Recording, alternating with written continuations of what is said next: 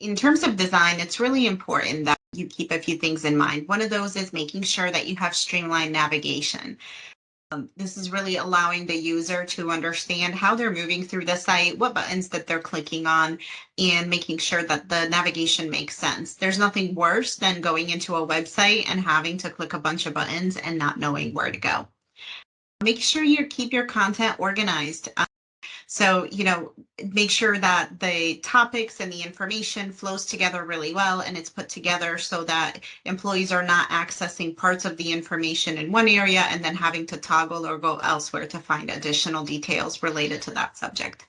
Make sure there's a consistent look and feel. You don't want to have web pages that as you toggle through and have to go and click on different links, that you lose the overall flow and the look and feel of the website.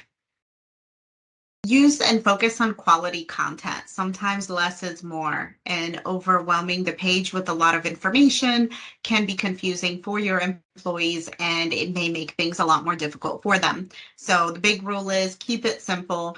Always make sure the information is concise and to the point, and it gives the employee all that they need at the touch of their fingertips.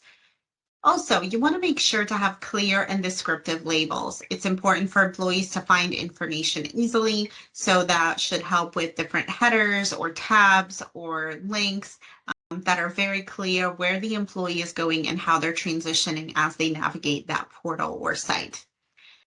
And then lastly, it's always a good idea to include helpful tips or links. Sometimes you see these as little magnifying glass icons or little question marks. If something is more difficult or requires further explanation, rather than embedding that as additional text into the website, having a link where someone can click and view the additional detail and instruction is really helpful.